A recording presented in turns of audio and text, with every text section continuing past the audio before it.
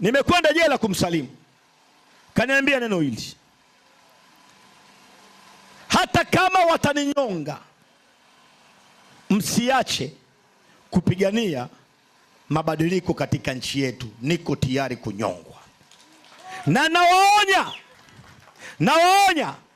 nawaonya, sitahitaji vikao vya gizani. Wacha waninyonge kama waninyonga, mimi nimeshakufa siku nyingi. Sasa nyie watu wa Tandale, sura hii ya timu hii ya uchaguzi, kuna uchaguzi hapa? Mlifanya uchaguzi wa serikali za mtaa hapa? Walibandika watu wanavyotaka.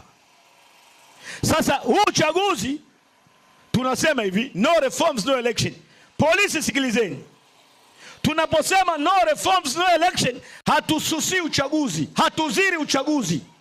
Tutahamasisha watu kuelewa tunachokisema, kupinga sheria kandamizi. Tutaita maandamano makubwa ya amani katika siku zinazokuja kukataa hali hii ya kisiasa.